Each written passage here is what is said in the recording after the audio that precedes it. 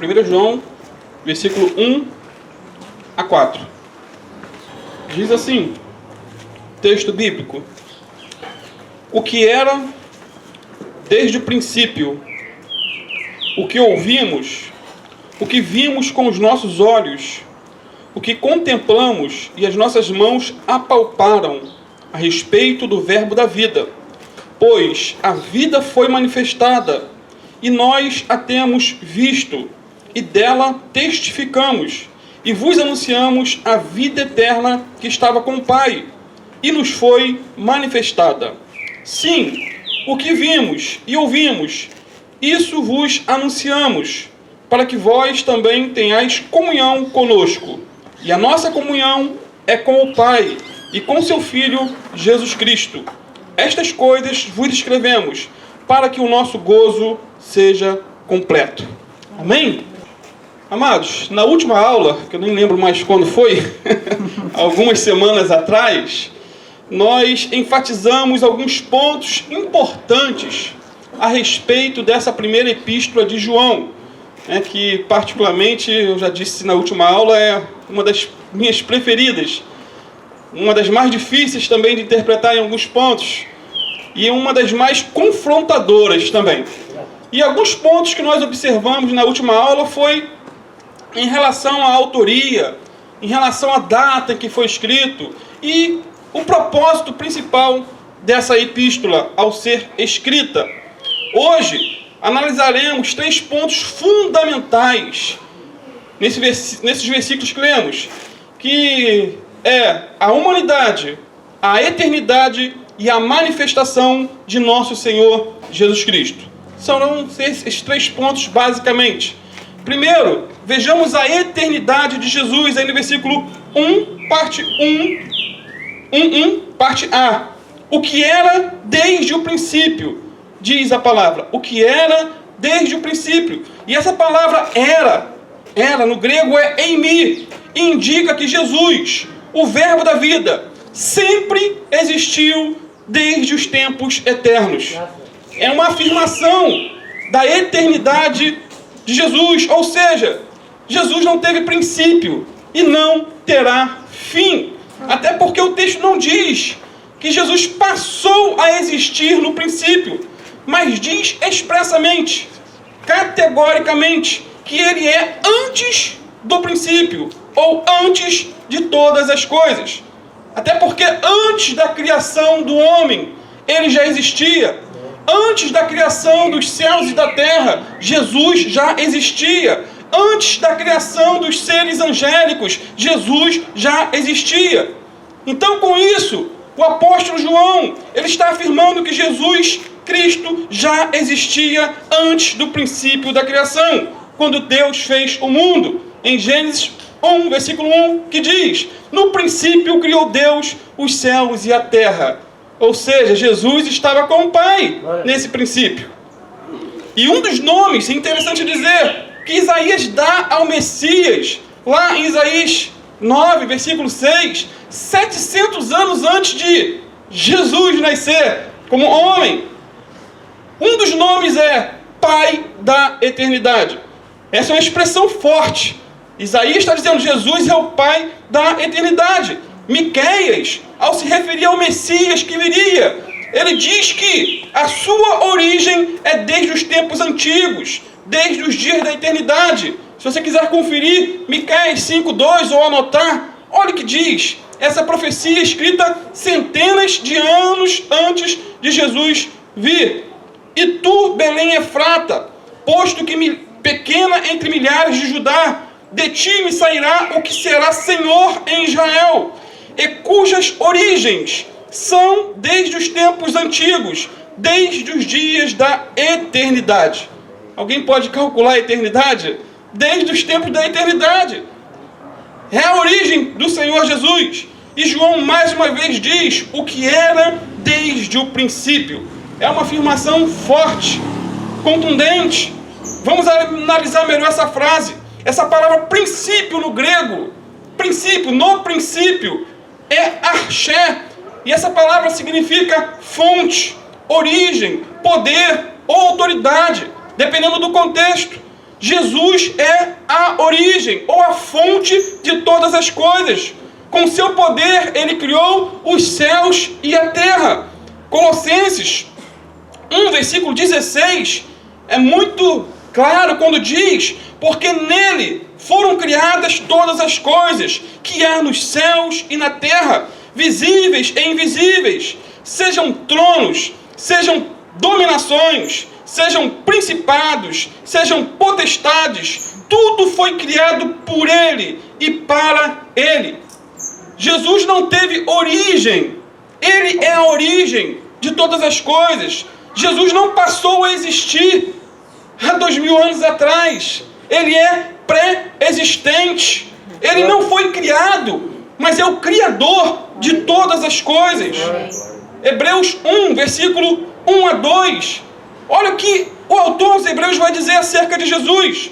Havendo Deus antigamente falado muitas vezes e de muitas maneiras aos pais pelos profetas, a nós falou-nos nesses últimos dias pelo Filho, a quem constituiu o herdeiro de tudo, por quem fez também o mundo, ou o universo.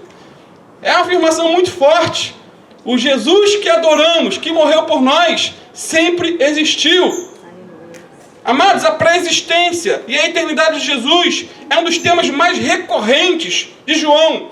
Pode-se dizer que é um dos temas preferidos do apóstolo João, tanto em seu evangelho como em suas cartas e até, por que não dizer, no Apocalipse. João, evangelho 1, versículo 1 a 3, olha o que o apóstolo João vai dizer: no princípio era o verbo, e o verbo estava com Deus, e o verbo era Deus, o verbo é Jesus. Ele estava no princípio com Deus. Todas as coisas foram feitas por ele, e sem ele nada do que foi feito se fez. Repetindo, o verbo é Jesus. Ele estava com Deus desde o princípio, pois é Deus. Esse texto não diz que no princípio o verbo foi feito ou criado, mas que no princípio o verbo era Deus. É uma afirmação. J.C. Ryle, pregador do século XIX, diz que estas duas palavras, princípio e era, são duas âncoras que mantêm firmes o navio da alma humana diante das tempestades, das heresias que possam vir. Essas expressões que o apóstolo João usa aqui, elas são bem doutrinárias, são bem a nível de defesa da fé, porque naquela época já tinha muitos negando essas verdades. E essa epístola é, por que não dizer, apologética. Então, quando Deus se revelou a Moisés, os irmãos lembram, no Monte Sinai, usou a famosa expressão, eu sou. Eu sou. Por exemplo, Êxodo 3, 6. Olha o que Deus falou para Moisés: eu sou o Deus de teu pai, o Deus de Abraão, o Deus de Isaque, o Deus de Jacó. E Moisés encobriu o seu rosto, porque temeu olhar para Deus. E no versículo 14, de Êxodo 3 mesmo, e disse Deus a Moisés: eu sou o que sou. Disse mais: assim dirás aos filhos de Israel: eu sou, me enviou a vós. Então o eu sou não é o era, nem eu serei, eu sou o eterno agora. Essa é uma expressão de divindade. E no evangelho de João, Jesus usa a mesma expressão revelada por Deus a Moisés por 7 vezes. Das duas, uma, como sempre dizemos, ou Jesus era louco, ou ele era Deus. Olha o que ele disse. João 6, 35 e 38. Eu sou o pão da vida. João 8, 12. Eu sou a luz do mundo. João 10, 7 e 9. Eu sou a porta. João 10, 11. Eu sou o bom pastor. João 11, 25. Eu sou a ressurreição e a vida. João 14, 6. Todos sabem de cor. Eu sou o caminho, a verdade e a vida. João 15, versículo 1 e versículo 5. Eu sou a videira verdadeira. Então, essas são expressões que chamam para si a divindade, a eternidade, a pré-existência. Ainda no Evangelho, João afirma que Jesus, Cristo, já existia antes de João Batista. Olha que interessante, João 1, versículo 15. João testificou dele e clamou. Esse João aqui, João Batista. João testificou dele e clamou dizendo: este era aquele de quem eu dizia: o que vem após mim é antes de mim, porque foi primeiro do que eu. Parece uma expressão simples, só que quando estudamos, nós vemos que João Batista era mais velho que Jesus 6 meses. Mas agora está afirmando que Jesus era antes dele. Está mostrando o quê? A eternidade do Filho de Deus. Em João 8:58, Jesus disse aos judeus que já existia antes de Abraão existir. Olha que expressão. João 8:58. Disse-lhes Jesus: em verdade vos digo que antes que Abraão existisse, eu sou. Depois você vai ver que os judeus pegaram pedras para apedrejá-lo, porque foi uma afirmação forte. Ele foi acusado de blasfêmia. Ele estava se declarando: eu sou Deus, antes que Abraão existisse, eu sou. Em João 17, versículo 5, na famosa oração sacerdotal, Jesus afirmou o seguinte: e agora, glorifica-me tu, ó Pai, junto de ti mesmo, com aquela glória que tinha contigo antes que o mundo existia. Jesus disse que tinha uma glória com o Pai antes do mundo existir. Ele está chamando a si o quê? A eternidade. Irmãos, Jesus não se tornou divino após o seu batismo nas águas, como ensinavam os gnósticos, seita que o apóstolo João está combatendo ferrenhamente aqui. Ele já existia antes da criação do mundo, mas há 2000 anos atrás ele tomou a forma humana.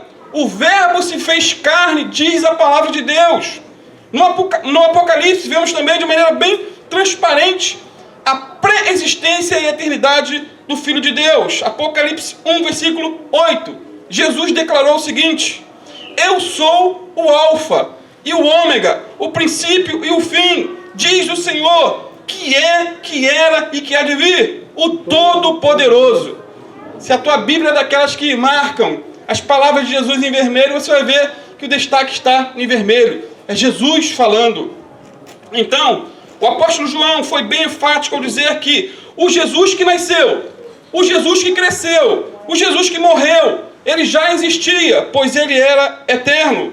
Jesus não foi criado pelo Pai antes de todas as coisas serem criadas, como ensinou o presbítero Ário, isso aí já nos idos dos séculos 4, 5 da era cristã. E como ainda ensina, né, os testemunhos de Jeová, dizem que Jesus foi um ser criado. Isso o apóstolo João não acreditava, nem Paulo, nem o autor da carta aos Hebreus, e nem eu, e nem todos os pregadores que seguem uma linha ortodoxa.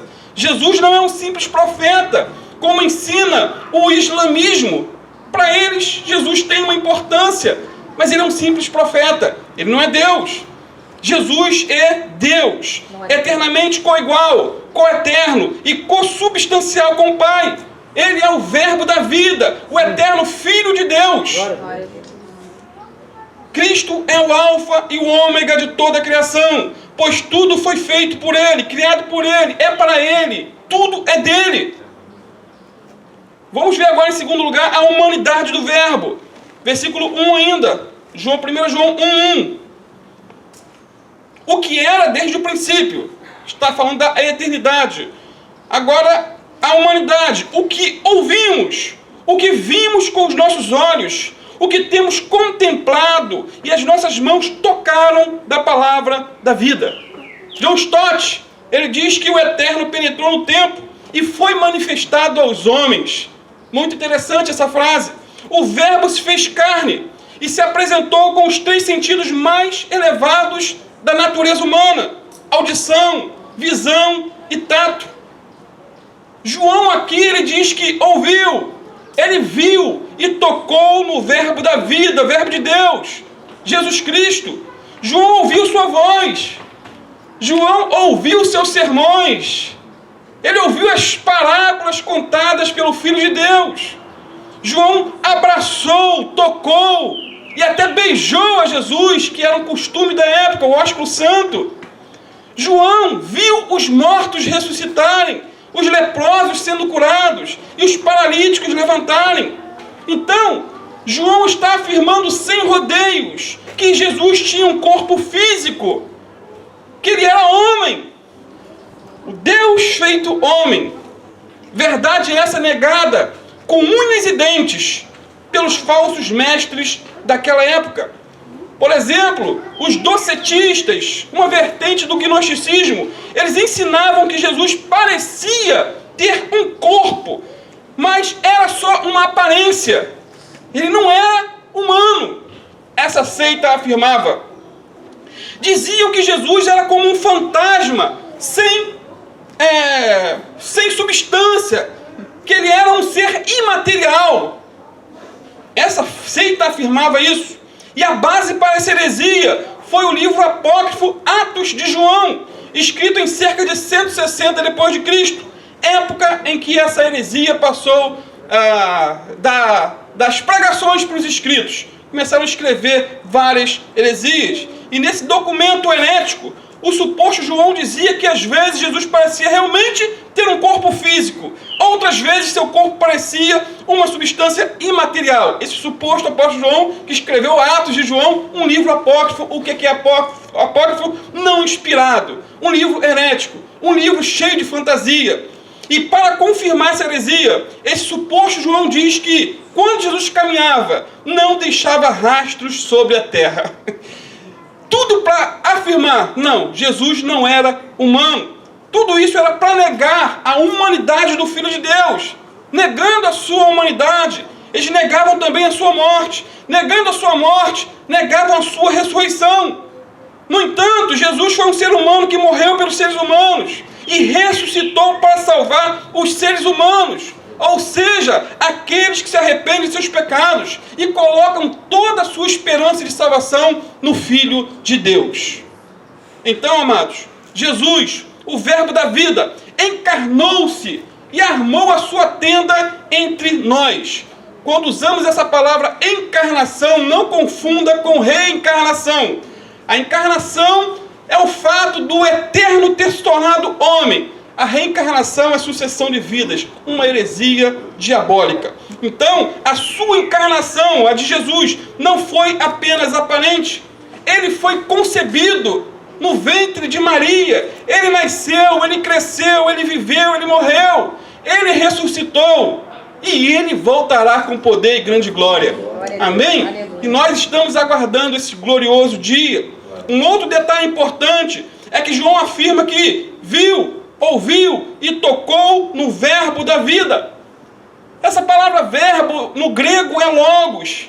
E os gregos tinham muita intimidade com essa palavra logos. Para eles, no entanto, logos era apenas um princípio racional, um princípio impessoal que governava o universo e também o destino dos homens. Só que para o apóstolo João, logos não é um princípio impessoal, mas é uma pessoa, Jesus Cristo, o Filho de Deus, aquele que criou os céus e a terra juntamente com o Pai e com o Espírito Santo. Agora, por que Jesus Cristo é chamado de Verbo da vida? Por que ele é chamado de Palavra da vida? Nossas palavras revelam quem somos. Jesus revela quem Deus é. Nossas palavras expressam nossos pensamentos. Jesus revela os pensamentos do Pai. Jesus é o meio de comunicação entre Deus e os homens. Ele é o caminho, a verdade e a vida. Jesus é a expressa imagem do Deus vivo. Amém. Só Jesus pode revelar a mente e o coração do Pai. Conhecer Jesus é conhecer a Deus. 1 João 5,20, vamos chegar mais à frente, mas só para citar o versículo, diz que Jesus é o verdadeiro Deus e a vida eterna. Ele é Deus vestido de pele humana. Por isso, negar que Jesus Cristo é Deus é seguir o anticristo. Fato esse que o apóstolo João vai condenar em toda a sua carta. Então, quem tem uma concepção errada de Jesus Cristo terá, inevitavelmente, uma concepção errada de Deus, pois só podemos conhecer a Deus por intermédio de Cristo Jesus. Então, até aqui, vimos a eternidade e a humanidade do Filho de Deus. Em terceiro lugar, vejamos a manifestação do Verbo. A grande mensagem de João é que a vida se manifestou. A vida se manifestou. O Verbo se fez carne e habitou entre nós. João 1,14. Deus veio morar com o homem. O infinito entrou no finito. O eterno entrou no tempo e foi manifestado aos homens. O divino fez-se homem. Não tente entender, né? Não tente entender. As mentes mais brilhantes que já pisou nessa terra tentaram entender e não chegaram a lugar nenhum, porque milagre não se explica. Maria ser grávida do Filho de Deus, do eterno Deus, é algo fora do nosso entendimento racional. Então fiquemos só no raso, na superfície. Nessa verdade bíblica, o Verbo se fez carne e habitou entre nós. O Criador do universo nasceu entre os homens. Então, a encarnação é uma verdade bendita e gloriosa, e é o raiar do sol da justiça na escuridão da história humana, diz o reverendo Hernando Dias Lopes. 1 João 1,2 diz: porque a vida foi manifestada. A vida foi manifestada. O Verbo da vida, pré-existente e eterno, manifestou-se no tempo e manifestou-se na história. Aquele que sempre existiu se fez homem e habitou entre nós. Habitou entre nós, tanto no passado como habita hoje. Amém? Na pessoa do Espírito Santo. Então João diz que a vida se manifestou e nós a vimos e testificamos dela e vos anunciamos a vida eterna que estava com o Pai e nos foi manifestada. John Stott, ele diz que a ênfase a essa manifestação material de Cristo aos olhos, aos ouvidos e mãos dos homens, por certo, é dirigida primeiramente contra os hereges que perturbavam a igreja. Demonstra-se aos seguidores de Cerinto. Cerinto foi o mentor dessa heresia que negava a divindade e até a humanidade de Cristo. Sempre tem um mentor. Toda heresia tem aquele que foi o seu fundador, né? Aquele que foi o seu idealizador, como tem os mormons hoje. O seu mentor, Joseph Smith, que teve visitação de anjos, e aí ele criou uma seita que hoje tem destruído muitas vidas. Assim como tem Charles Taze Russell, o fundador dos Testemunhos de Jeová, que até hoje tem disseminado heresias, levado muitos crentes, ou ex-crentes à perdição. Então esse Cerinto, juntamente com o que alguns consideram como o Simão Mago também, junto, que foi um herege da época, foi um dos fundadores também do gnosticismo. Então essa palavra é contra esses homens, porque o Evangelho de Cristo tem a ver com a encarnação histórica do Filho de Deus. O Verbo se fez carne e habitou entre nós. Aquele que é desde o princípio, é aquele a quem os apóstolos ouviram, é aquele em quem eles tocaram, em que eles viram. Então a vida se manifestou. E podemos distinguir essa manifestação com 4 fatos históricos acerca da pessoa de Cristo. Primeiro, o seu nascimento. Jesus nasceu, amados, por um ato sobrenatural do Espírito Santo. Foi um nascimento milagroso, único, sem igual. Todos nós nascemos de maneira totalmente diferente de Jesus. Olha o que o anjo Gabriel revelou a Maria em Lucas 1, versículo 31 a 35. E eis que em teu ventre conceberás e darás à luz um filho, e chamarás o seu nome Jesus. Este será grande e será chamado Filho do Altíssimo. E o Senhor Deus lhe dará o trono de Davi, seu pai, e reinará eternamente na casa de Jacó, e seu reino não terá fim. Disse Maria ao anjo: como se fará isso, visto que não conheço homem algum? E respondendo o anjo, disse-lhe: descerá sobre ti o Espírito Santo, e o poder do Altíssimo te cobrirá com a sua sombra. Por isso, também o santo que de ti há de nascer será chamado Filho de Deus. Então, o nascimento sobrenatural é um dos pontos da manifestação do Filho de Deus, segundo a sua vida.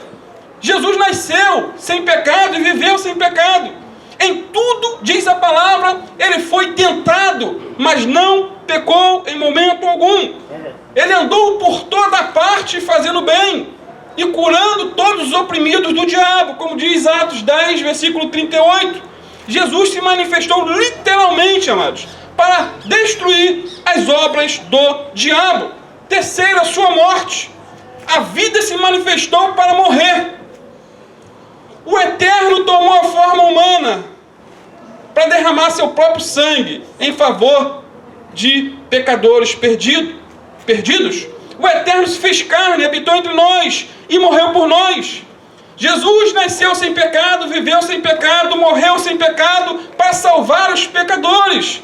Paulo tinha isso em mente quando ele escreveu o seguinte, 1 Timóteo 1,15: esta é uma palavra fiel e digna de toda aceitação, que Cristo Jesus veio ao mundo para salvar os pecadores, dos quais eu sou o principal, disse o apóstolo Paulo. Jesus veio para os doentes e não para os sãos. Ele veio buscar o que se havia perdido, não os que se achavam os escolhidos, os predestinados. Quarto, a sua ressurreição. Jesus morreu por nossos pecados e ressuscitou para a nossa justificação. Diz o apóstolo Paulo, a ressurreição é prova cabal que o sacrifício de Jesus foi aceito pelo Pai. Se não, vejamos, o salário do pecado é a morte, o salário do pecado é a condenação, o salário do pecado é o inferno. Nós deveríamos morrer por causa dos nossos pecados. Nós que deveríamos morrer, mas Jesus tomou ou morreu a nossa morte, para que vivamos a sua vida. Jesus derramou seu precioso sangue para nos redimir de todo pecado. Nossas dívidas foram cravadas na cruz do Calvário. E a ressurreição de Cristo é a confirmação de que todas essas dívidas foram pagas quando há arrependimento e conversão. Então, a cruz sem a ressurreição é símbolo de fracasso e não símbolo de vitória. M. Baldes diz que a ressurreição de Cristo é a pedra fundamental da arquitetura de Deus. É o coroamento do sistema bíblico. É o milagre dos milagres. 1 Coríntios 15 é o texto mais completo, mais exaustivo e mais profundo que trata acerca da ressurreição. Porque lá naquela igreja tinha alguns que negavam a ressurreição futura dos crentes. Mas se eles negavam a ressurreição dos crentes, então, obviamente, Paulo vai contra-argumentar, Jesus então não ressuscitou, se não há ressurreição. Olha os argumentos do apóstolo Paulo, 1 Coríntios 15, versículo 3 e 6, 12 a 20, eu já estou concluindo. Diz assim, porque primeiramente vos entreguei o que também recebi, que Cristo morreu por nossos pecados, segundo as Escrituras, e que foi sepultado, e que ressuscitou ao terceiro dia, segundo as Escrituras, e que foi visto por Cefas, e depois pelos 12. Depois foi visto uma vez por mais de 500 irmãos, dos quais vive ainda a maior parte, mas alguns já dormem também, já morreram. Versículo 12 a 20. Ora, se se prega que Cristo ressuscitou dentre os mortos, como dizem alguns dentre vós que não há ressurreição de mortos? E se não há ressurreição de mortos, também Cristo não ressuscitou. E se Cristo não ressuscitou, logo é vã a nossa pregação, e também é vã a vossa fé. E assim somos também considerados como falsas testemunhas de Deus, pois testificamos de Deus que ressuscitou a Cristo, a qual, porém, não ressuscitou, se na verdade os mortos não ressuscitam. Por quê? Se os mortos não ressuscitam, também Cristo não ressuscitou. E se Cristo não ressuscitou, é vã a vossa fé, e ainda permaneceis nos vossos pecados. E também os que dormiram em Cristo estão perdidos. Se esperarmos em Cristo só nesta vida, somos os mais miseráveis de todos os homens. Mas, de fato, Cristo ressuscitou dentre os mortos e foi feito as primícias dos que dormem. Amém? Ele ressuscitou e está conosco todos os dias até a consumação dos séculos para a glória de Deus. O apóstolo João conclui dizendo, versículo 3, o que vimos e ouvimos Isso vos anunciamos, para que também tenhais comunhão conosco. E a nossa comunhão é com o Pai e com o seu Filho, Jesus Cristo. Amém. Jesus, né, Hernandes Dias Lopes diz que o Jesus que Jesus apresenta, o Jesus que João apresenta, não é o Cristo do docetismo, uma seita da época também, que afirmava Jesus ser um fantasma. Não é o Cristo do gnosticismo, uma divindade distante, que não pode tocar o material e que apenas oferece emanações do seu poder ou do seu ser. O verbo da vida é o Deus que se fez carne. Ele é o Deus presente, que tem cheiro de gente, que chora como gente, que sente dor como gente, que derramou o seu precioso sangue para restaurar, resgatar gente como nós. Ele é o Deus presente. Ele é o verbo que veio morrer por nós. Ele é o verbo eterno que derramou seu precioso sangue por mim e por você. Matthew Henry diz que Jesus não é uma mera palavra vocal. Ele é a palavra da vida. Ele é a palavra eterna do Deus eterno, do Deus vivo. Ele é a palavra manifestada em carne. E o propósito final, amados, da manifestação do Filho de Deus é a comunhão com Deus e a comunhão com os irmãos. E é essa a parte final que o apóstolo João vai dizer, para que também tenhamos ou tenhais comunhão conosco. E a nossa comunhão é com o Pai e com o seu Filho Jesus Cristo.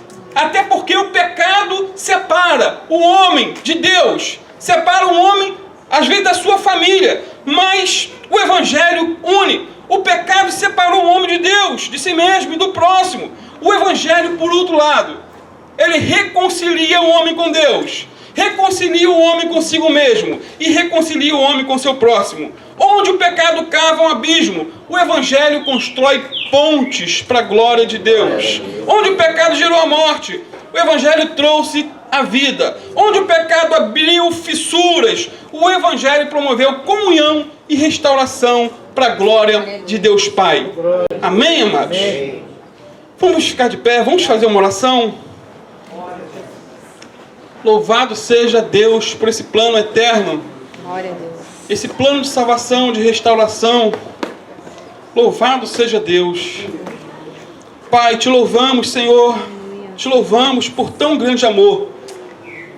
O eterno se fazer carne, sofrer, derramar o seu sangue precioso por morrer por nós. Pai, são verdades além da nossa compreensão humana, Pai. Mas nós aceitamos, abraçamos e cremos e te agradecemos, Senhor, por tão grande amor. Essa verdade tão sublime de que Deus amou o mundo de tal maneira que deu, que enviou o seu Filho Jesus, para morrer por pecadores indignos como nós. O eterno se fazer homem e morrer pelos homens. Pai, muito obrigado, Senhor, por tão grande amor. Tua palavra diz que o Senhor prova o seu próprio amor para conosco pelo fato de Cristo Jesus ter morrido por nós, sendo nós ainda pecadores, Senhor. Pai, por mais firme que o homem seja, por mais santo e separado que ele seja, Pai, ele continua sendo culpado, porque a cada momento, a cada instante, ele peca no pensar, no falar, no agir, no reagir. O que seria de nós, Senhor, se não fosse a encarnação do Filho de Deus? O que seria de nós, Senhor? O que seria de nós? Seríamos condenados, perdidos, Senhor. Mas te louvamos, Senhor, por tão grande salvação concedida a cada um de nós. Muito obrigado mesmo, Senhor. Guarda-nos, livra-nos de todo mal, Senhor. E ajuda-nos, Senhor, a cada dia a viver vidas mais santas, mais puras, Senhor. Mesmo sabendo que não alcançaremos a perfeição aqui nessa terra. Mas queremos, Senhor, estar mais próximos de Ti, Senhor, a cada dia. Vivendo, Senhor, para a Tua glória. Vivendo para o Teu louvor. Pregando o Teu Evangelho, Senhor, no nome de Jesus. Cobre-nos com o sangue do Cordeiro, Pai. Pai, abençoa cada um aqui nessa manhã, Senhor, que abriu mão de tudo, Senhor, de todos os riscos, Senhor, possíveis, mas estão aqui reunidos em comunhão, Pai, te adorando, te louvando em espírito e em verdade, Pai. Muito obrigado pela vida de cada um, Pai. Que mais pessoas venham se chegar, Senhor, para a glória do Teu nome. Fica conosco nesse dia, nesse domingo, nessa semana, Senhor. Livra-nos de todo mal, Pai. Livra-nos, Senhor, dessa praga, desse vírus, Senhor. Pai, torna-nos imunes, Senhor, Senhor, mesmo diante do nosso preparo, da nossa restrição, dos nossos cuidados, mas que o Senhor venha nos guardar, Senhor. Guardar aqueles também, Pai, dos nossos familiares, que estão com problemas de saúde, que estão mais propensos, Senhor. Que o Senhor venha ter misericórdia deles, Senhor. No nome de Jesus. Muito obrigado por tudo, Pai.